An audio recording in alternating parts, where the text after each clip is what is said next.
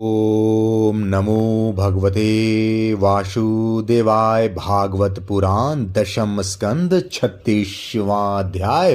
अरिष्टासुर का उद्धार और कंस का श्री अक्रूर जी को व्रज में भेजना। श्री सुखदेव जी कहते हैं, परीक्षित, जिस समय भगवान श्री कृष्ण ब्रज में प्रवेश कर रहे थे और वहां आनंद उत्सव की धूम मची हुई थी, उसी समय अरिष्टासुर नाम का एक दैत्य बैल के रूप धारण करके आया। उसका कुकुंद कंधे का पुट्ठा या थुआ और डिल डॉल दोनों ही बहुत बड़े बड़े थे। वह अपने खुरों को इतने जोर से पटक रहा था कि उससे धरती कांप रही थी। वह बड़े जोर से गरज रहा था और पैरों से धूल उछालता जाता था। पूंछ खड़ी किए हुए था और सींगों से चार दीवारी खेतों के मेड़ आदि तोड़ता जाता था। बीच बीच में बार बार मुत्ता और गोबर छोड़ता जाता था। आंखें फाड़ कर इधर उधर दौड़ रहा था।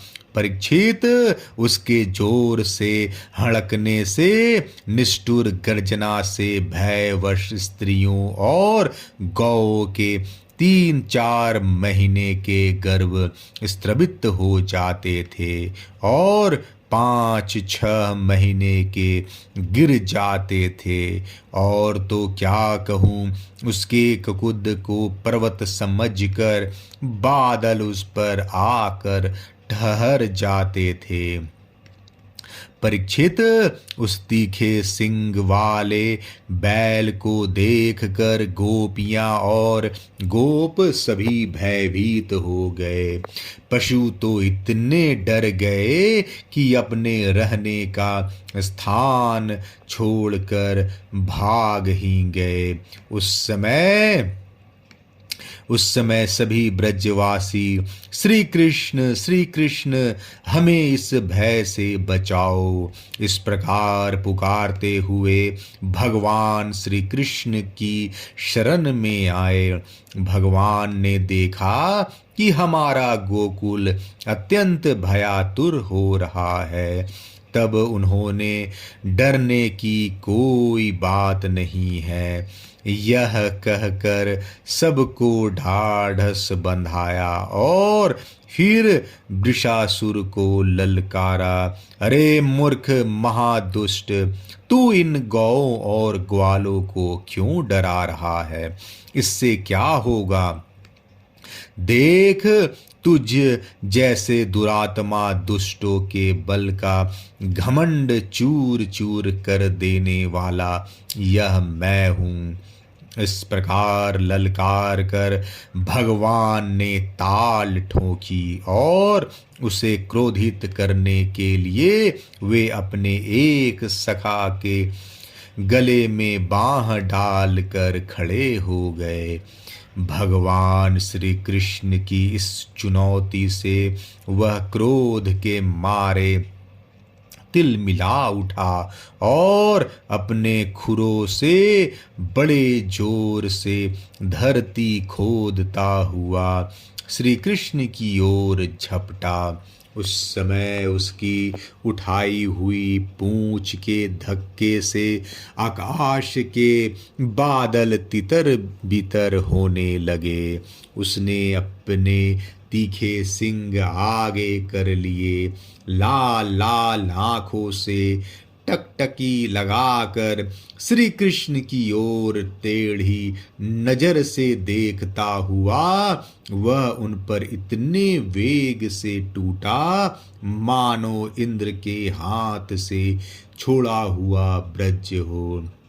भगवान श्री कृष्ण ने अपने दोनों हाथों से उसके दोनों सिंग पकड़ लिए और जैसे एक हाथी अपने से भिड़ने वाले दूसरे हाथी को पीछे हटा देता है, वैसे ही उन्होंने उसे 18 पग पीछे ठेल कर गिरा दिया। भगवान के इस प्रकार ठेल देने पर वह फिर तुरंत ही उठ खड़ा हुआ और क्रोध से अचेत होकर लंबी लंबी सांस छोड़ता हुआ फिर उन पर झपटा। उस समय उसका सारा शरीर पसीने से लथपथ हो रहा था। भगवान ने जब देखा कि वह अब मुझ पर प्रहार करना ही चाहता है, तब उन्होंने उसके सींग पकड़ लिए और उसे लात मारकर जमीन पर गिरा दिया और फिर पैरों से दबाकर इस प्रकार उसका कचूमर निकाला जैसे कोई गीला कपड़ा निचोड़ रहा हो। इसके बाद उसी का शिंग उखाड़ कर उसको खूब पीटा, जिससे वह पड़ा ही रह गया। परीक्षित, इस प्रकार वह दैत्य मुंह से खून उगलता और गोबर मूत करता हुआ पैर पटकने लगा। उसकी आंखें उलट गई और उसने बड़े कष्ट के साथ प्राण छोड़े। अब देवता लोग भगवान पर फूल बरसा बरसा कर उनकी स्तुति करने लगे। जब भगवान श्री कृष्ण ने इस प्रकार बैल के रूप में आने वाले अरिष्टासुर को मार डाला, तब सभी गोप उनकी प्रशंसा करने लगे। उन्होंने बलराम जी के साथ गोष्ठ में प्रवेश किया और उन्हें देख देख कर गोपियों के नयन मन आनंद से भर गए। परीक्षित, भगवान की लीला अत्यंत अद्भुत है। इधर जब उन्होंने अरिष्टासुर को मार डाला, तब भगवनमय नारद, जो लोगों को शीघ्र से शीघ्र भगवान का दर्शन कराते रहते हैं, कंस के पास पहुँचे। उन्होंने उससे कहा, कंस, जो कन्या तुम्हारे हाथ से छूटकर आकाश में चली गई, वह तो यशोदा की पुत्री थी, और ब्रज में जो श्री कृष्ण हैं वे देवकी के पुत्र हैं। वहाँ जो बलराम जी हैं, वे रोहिणी के पुत्र हैं। वसुदेव ने तुमसे डरकर अपने मित्र नंद के पास उन दोनों को रख दिया है। उन्होंने ही तुम्हारे अनुचर दैत्यों का वध किया है। यह बात सुनते ही कंस की एक एक इंद्रियां क्रोध के मारे कांप उठी। उसने वसुदेव जी को मार डालने के लिए तुरंत तीखी तलवार उठा ली, परंतु नारद जी ने रोक दिया। जब कंस को यह मालूम हो गया कि वसुदेव के लड़के ही हमारी मृत्यु का कारण है, तब उसने देवकी और वसुदेव दोनों ही पति पत्नी को हथकड़ी और बेड़ी से जकड़कर फिर जेल में डाल दिया।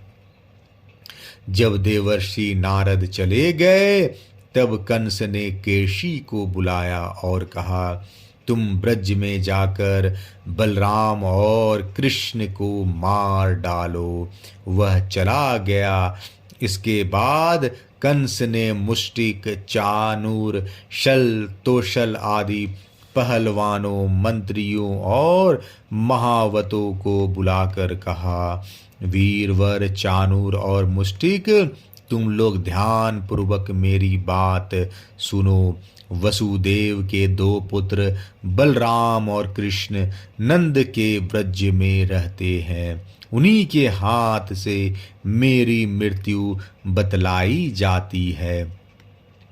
अतः जब वे यहाँ आवे, तब तुम लोग उन्हें कुश्ती लड़ने लड़ाने के बहाने मार डालना। अब तुम लोग भांति भांति के मंच बनाओ और उन्हें अखाड़े के चारों ओर गोल गोल सजा दो। उन पर बैठकर नगरवासी और देश के दूसरी प्रजा इस स्वच्छंद दंगल को देखें। महावत, तुम बड़े चतुर हो। देखो भाई, तुम दंगल के घेरे के फाटक पर ही अपने कुबलिया पीड़ हाथी को रखना, और जब मेरे शत्रु उधर से निकले तब उसी के द्वारा उन्हें मरवा डालना।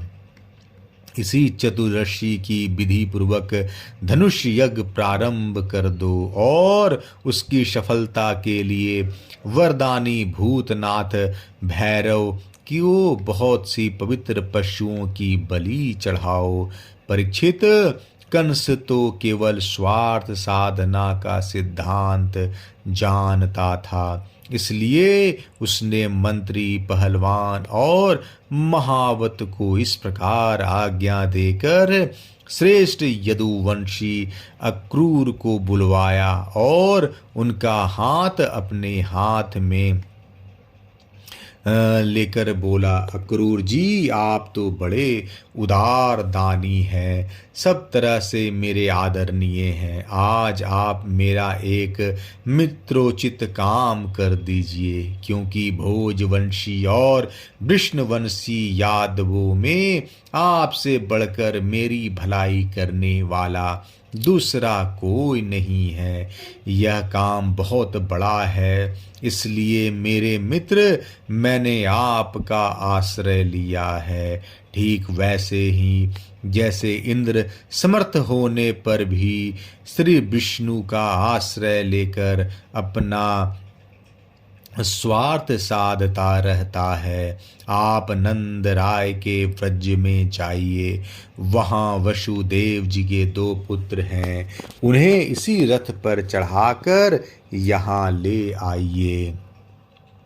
बस अब इस काम में देर नहीं होनी चाहिए। सुनते हैं विष्णु के भरोसे जीने वाले देवताओं ने उन दोनों को मेरी मृत्यु का कारण निश्चित किया है, इसलिए आप उन दोनों को तो ले ही आइए, साथ ही साथ यदि नंद आदि गोपों को भी बड़ी बड़ी भेंटों के साथ ले आइए। यहाँ आने पर मैं उन्हें अपने काल के समान कुबलिया पीड़ हाथी से मरवा डालूंगा। यदि वे कदाचित उस हाथी से बच गए तो मैं अपने ब्रज के समान मजबूत और फुर्तीले पहलवान मुष्टिक, चाणूर आदि से उन्हें मरवा डालूंगा। उनके मारे जाने पर वसुदेव आदि वृष्णि, भोज और दासवंशी उनके भाई बंधु शोकाकुल हो जाएंगे। फिर उन्हें मैं अपने हाथों मार डालूंगा। मेरे पिता उग्रसेन यूं तो बूढ़ा हो गया है, परंतु अभी उसको राज का लोभ बना हुआ है। यह सब कर चुकने के बाद मैं उसको, उसके भाई देवक को और दूसरे भी जो मुझसे द्वेष करने वाले हैं, उन सब को तलवार के घाट उतार दूंगा। मेरे मित्र अक्रूर जी, फिर तो मैं होऊंगा और आप होंगे तथा होगा इस पृथ्वी का अकंटक राज। जरासंध हमारे बड़े बूढ़े ससुर और वानर राज द्विविद मेरे प्यारे सखा हैं। शंबासुर, नरकासुर और बानासुर ये तो मुझसे मित्रता करते ही हैं, मेरा मुंह देखते रहते हैं। इन सब की सहायता से मैं देवताओं के पक्षपाती नरपतियों को मारकर पृथ्वी का अकंटक राज भोगूंगा। यह सब अपनी गुप्त बातें मैंने आपको बतला दी। अब आप जल्दी से जल्दी बलराम और कृष्ण को यहाँ ले आइए। अभी तो वे बच्चे ही हैं, उनको मार डालने में क्या लगता है। उनसे केवल इतनी ही बात कहिएगा कि वे लोग धनुष यज्ञ के दर्शन और यदुवंशियों की राजधानी मथुरा की शोभा देखने के लिए यहाँ आ जाएं। अक्रूर जी ने कहा, महाराज, आप अपनी मृत्यु, अपनी अरिष्ट दूर करना चाहते हैं, इसलिए आपका ऐसा सोचना ठीक ही है। मनुष्य को चाहिए कि चाहे सफलता हो या सफलता, दोनों के प्रति समभाव रखकर अपना काम करता जाए। फल तो प्रयत्न से नहीं, दैवी प्रेरणा से मिलते हैं। मनुष्य बड़े बड़े मनोरथ के पुल बांधता रहता है, परंतु वह यह नहीं जानता कि दैव ने प्रारब्ध से इसे पहले से ही नष्ट कर रखा है। यही कारण है कि कभी प्रारब्ध के अनुकूल होने पर प्रयत्न सफल हो जाता है तो वह हर्ष से फूल उठता है, और प्रतिकूल होने पर विफल हो जाता है तो शोकग्रस्त हो जाता है। फिर भी मैं आपकी आज्ञा का पालन तो कर ही रहा हूँ। श्री सुखदेव जी कहते हैं, कंस ने मंत्रियों और अक्रूर जी को इस प्रकार की आज्ञा देकर सबको विदा कर दिया। तदंतर वह अपने महल में चला गया और अक्रूर जी अपने घर लौट आए। 36वां अध्याय समाप्त। जय श्री कृष्णा।